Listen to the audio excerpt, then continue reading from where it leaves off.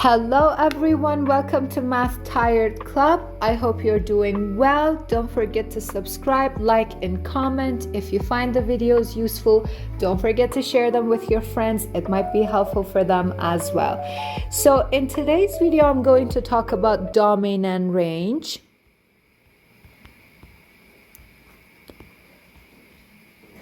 We're going to talk about domain and range of some polynomial functions,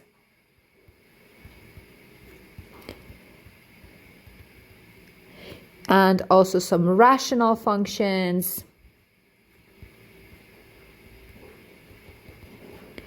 and some radical functions. So first of all, I'm going to start with the fact that what domain is, and then I'm going to move forward with the range of the functions as well. So domain of a function means all the possible x's that we can have in a function, okay? What do I mean by all the possible x's? Because in some of the functions, there are some limitations for x. For example, my first example would be f of x is equal to radical 2x. So if I want to find the domain of this, the first thing that I have to pay attention is this, that I have to look for all the limitations for x. Teacher, what do you mean by the limitations? Limitations can be a radical with an even index, a radical with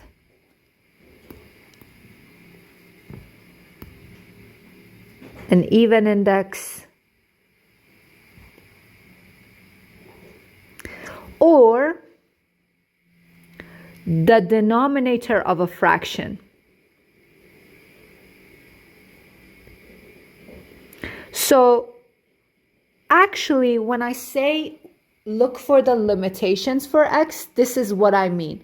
I mean, we have to see if there is a radical with an even index, and if there is a fraction, and we need to take care of the fact that the denominator can't be 0, okay? So look, over here in this example, we have a radical that the index is 2. You know that when there are no indexes, it means that the index is 2, okay? So whatever is under the radical is supposed to turn out positive. So that's the limitation for a radical with an even index. Whatever is under the radical, doesn't matter if there is an apple under the radical, if it's like a huge thing under the radical, we don't care about that. The thing that we care about is this, that whatever is under the radical is supposed to be greater or equal to 0, meaning it is supposed to be positive. How do you write positive mathematically? You have to say whatever is under the radical, the apple, is supposed to be greater or equal to 0. So over here, you divide both parts by 2. So x is supposed to be greater or equal to 0. And if you want to write that mathematically, you will write it like this. Domain of f starts from 0 to positive infinity. So guys, the bracket means that 0 itself is included, and the parentheses is for the times where the number that we're talking about is excluded. And you might ask, why do we put a parentheses for the infinity part? Is that excluded? It's because of the fact that there is no precise point for infinity. Can you say what infinity is? What number is that? Whatever you say, there's going to be one after that as well. So that's why the infinity is always excluded. I'm going to have another example. F of x is equal to 1 over x plus 1. So if I want to find the domain of this fractional function, the thing that I'm supposed to look for is the fact that I have a fraction and the denominator of the fraction cannot be 0 because it's going to be undefined. So the thing that I need to do is to make sure that the fraction is never going to equal to 0. So x plus 1 should not equal to 0.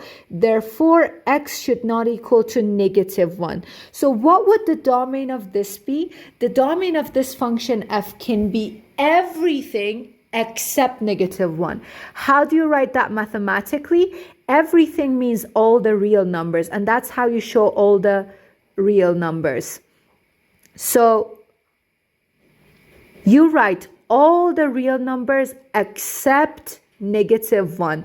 The only number that if I substitute into this function, is not going to give me a right answer, and it's going to give me an undefined answer, is going to be -1. Check it out. So if I want to find the f of -1, which of course is not going to make sense because that's what we said that the domain should not be, it's going to be 1 over -1 plus 1, which is going to end up as 1 over 0. That is undefined. So that is exactly what we mean by the domain. So the other example that I want to have over here is going to be this. G of x, guys, f of x, g of x, q of x are just different names for the function of x. Doesn't make any differences. So g of x is equal to 1 over radical 2x plus 1. So as I said, I will repeat it again. Whenever I'm looking for the domain, I have to look for the limitations for x. Okay? The limitations for x. I wish I had written this in a better way. I'm going to rewrite it.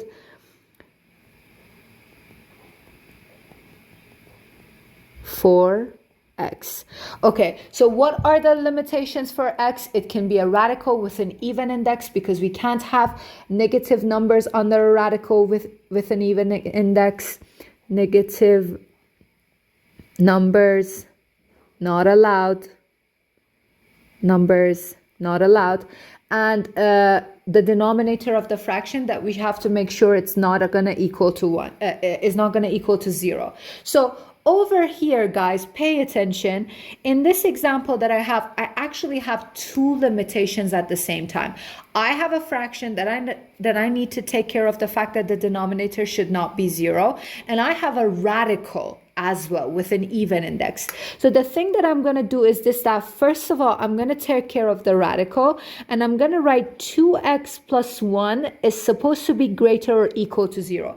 Because what we said is this, that we cannot have a negative number under the radical, and whatever is under the radical is supposed to be greater or equal to 0.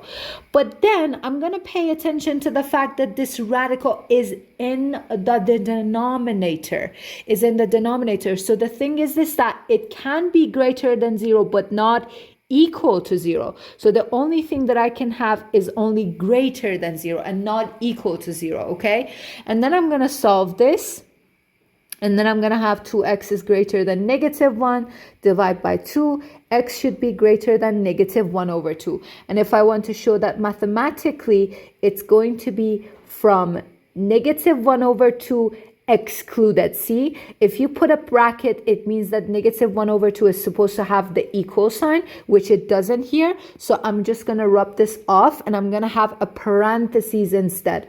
And I'm going to have from -1 over 2 to positive infinity. Okay, so we talked about radicals, we talked about fractions, we talked about radicals and fractions together. Now I'm going to give you another example of two different radicals in one fraction.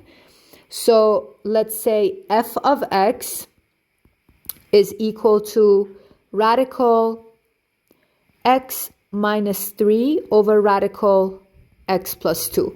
So they would give you this, and they would ask you to find the domain of this. In order to find the domain of this question, you have to see how many limitations you have. You have to take care of your limitations. So I have a radical in the numerator that the index is even and it has to be positive. And I have a radical in the denominator.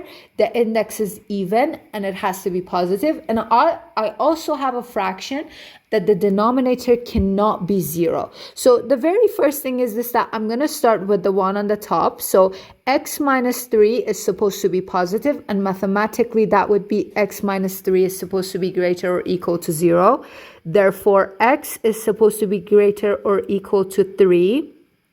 And over here, I have another radical in the denominator, x plus 2 is supposed to be greater or equal to 0, but since it's in the denominator, it can't equal to 0, so it just should be greater than 0. So then I'm going to go and I'm going to have x should be greater or greater than negative 2. So teacher, what is the domain gonna be when we have two different intervals and two different limitations? So the domain of this question is going to be where both of these conditions are gonna meet at the same time. Okay, so listen, so if I graph this in an x-axis, look, so I am looking for all the x's greater than 3. This is negative 2 and this is 3. So I'm looking for all the x's greater or equal to 3. And I am looking for all the x's greater than negative 2 and not equal to negative 2. So that's why I kept this one not full and it's empty. So what is the part that they both have in common and they are both at? This part. From here to here, the part that they share.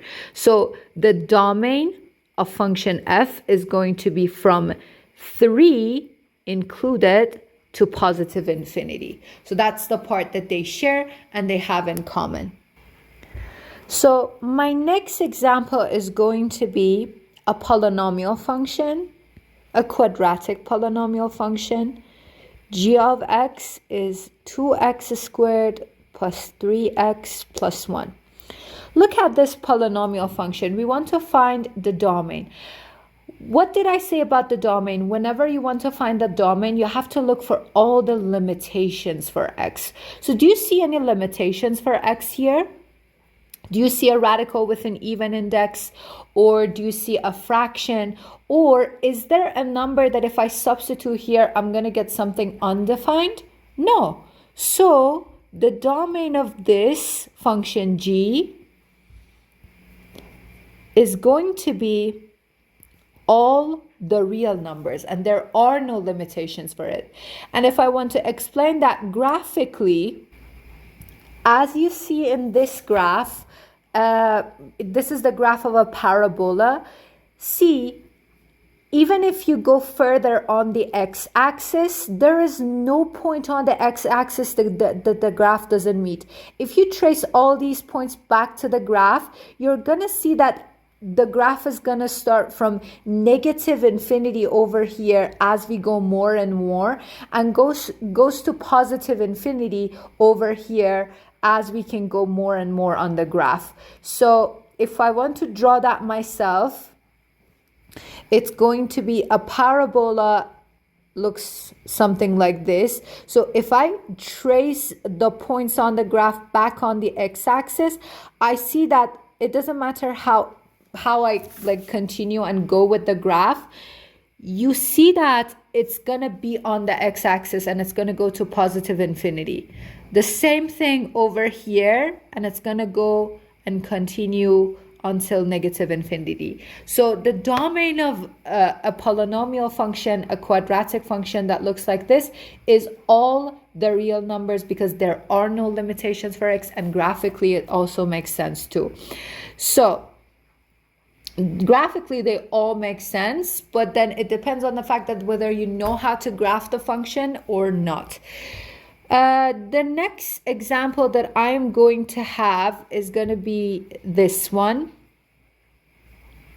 F of x is equal to radical x plus 1 with the index of 3. So when the index is odd, there are no limitations. The index is 3 here. There are no limitations for x, and we can have positives, negatives, and everything for the function. So the domain of this is going to be all the real numbers, and it doesn't make any difference as what we put here.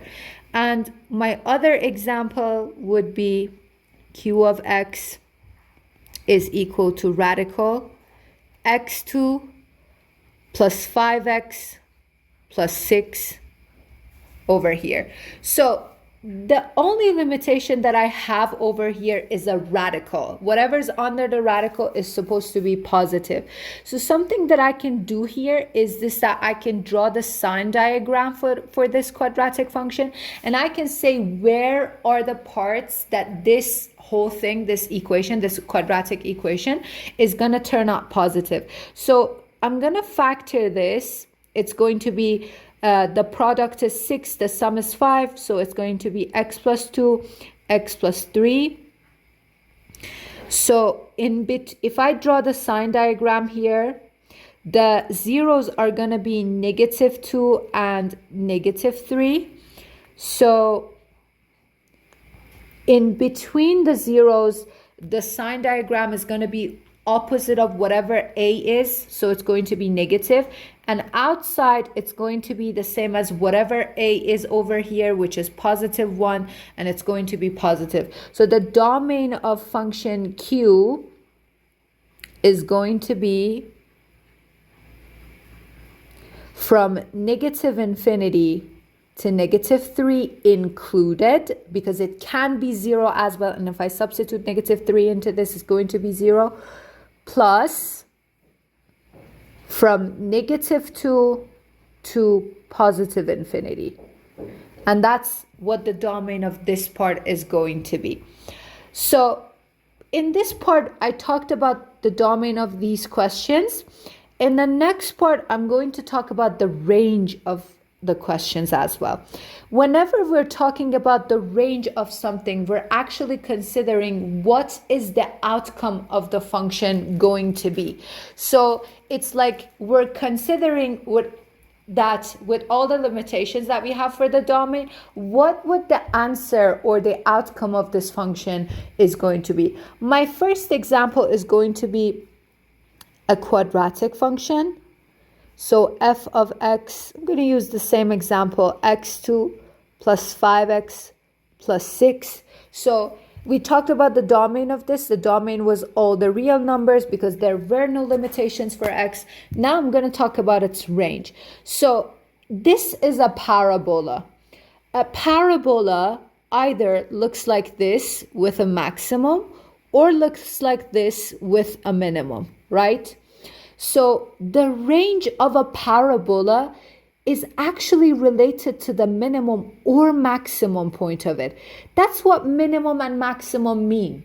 Minimum means the lowest that y can be, and maximum means the highest that y can be. So if I find this minimum or maximum here, then I can know, and I would know, what would the y be. So in order to do that, I need to find the vertex. This is given in standard form, and in order to find the vertex in standard form, you have to use negative b over 2a to find its x coordinate. So it's going to be negative 5 over 2 times 1. So it's going to be negative 5 over 2. And if you substitute this into the equation to find its y coordinate, it's going to be negative 5 over 2 to the power of 2. I'm substituting this into the original question to get its y coordinate. Plus 5 times minus 5 over 2, and then plus 6. So it's going to be 25 over 4 minus 25 over 2 plus 6, which you have to find the LCD for this. And it's going to be 25 minus, let me write better, 25 minus 50 plus 24 over 4, which is going to be negative 1 over 4. So the vertex is negative 5 over 2 and negative 1 over 4.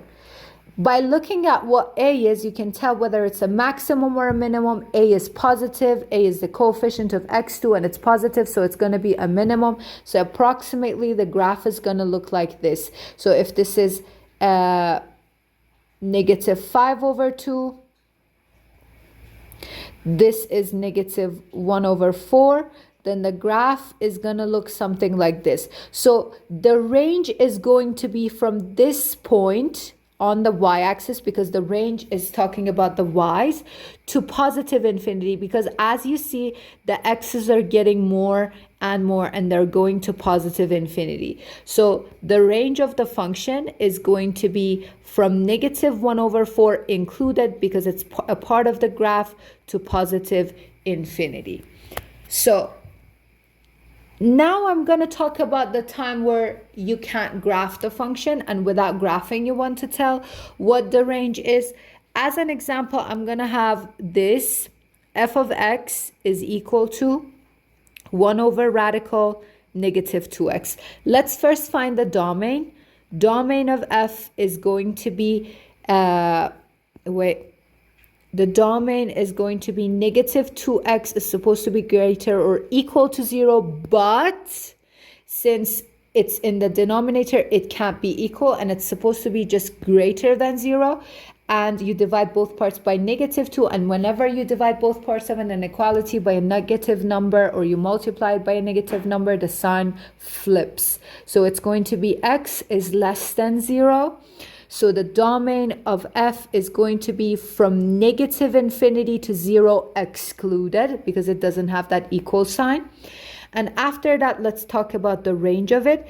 In order to find the range of this function without graphing it, we have to kind of like analyze it, okay? So it's 1 over a radical anything, we don't care. 1 is a positive number, and the answer of a radical with an even index is going to be a positive number. A positive number divided by a positive number is going to be positive. So the answer of this is going to be all the positive numbers from 0 to positive infinity. But I have a question. 1 divided by what number is going to equal to 0? Nothing. 1 divided by nothing is going to equal to 0. So the answer of this fraction is never going to be 0. So that's why 0 is excluded.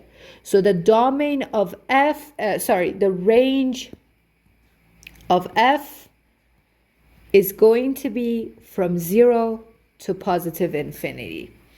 Now I'm going to have another example for you. For example, f of x is equal to 1 over x plus 1 to the power of 2. If I want to find the domain of this, I have to look for the limitations. What are the limitations that I have? I have a fraction. The denominator should not equal to 0. So x plus 1 to the power of 2 should not equal to 0. Therefore, x should not equal to negative 1. So the domain of f is going to be all the real numbers except negative 1.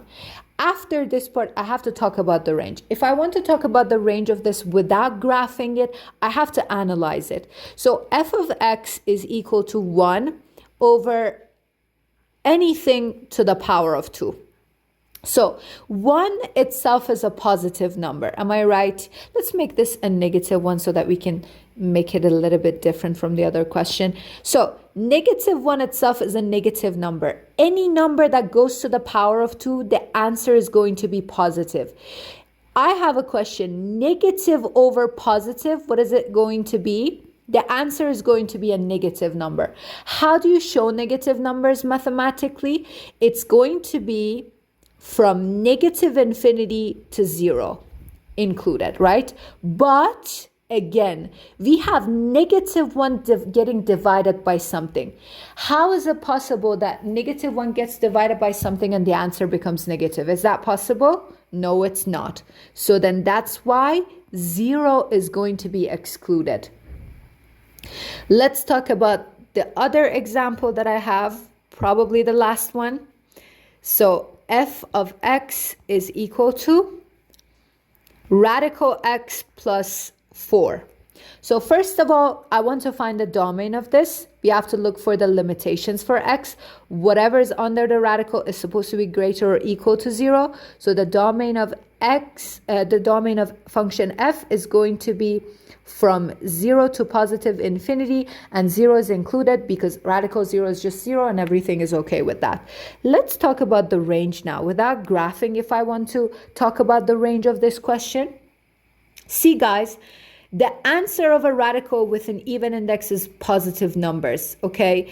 The minimum that we can have as the answer of this radical is 0, but that minimum is going to get added by 4. So the least number that this graph is going to be giving me is going to be from 4 to positive infinity. And if you graph the same function in radical form, you're going to see that it's going to be from, let's say here is 4, is going to be from here to positive infinity. And it's going to look something like this. And if I want to show you in GeoGebra application, so if you look at the graph, you're going to see that it is actually starting from 3 and it's going to positive infinity. And that's the graph of the radical. So sometimes without knowing actually how to graph a function, you can talk about its range and you can analyze it, and you can of course talk about the domain of it. So I hope that you have enjoyed the video and you have learned the lesson. Please don't forget to like, subscribe, and comment. I would like to know if you find the videos useful and helpful. Please comment below and tell me. Even if you have any questions, you can write in the comment section. I'd be glad to answer your questions. I wish you all a great day. It was great teaching you. Have a great, lovely day.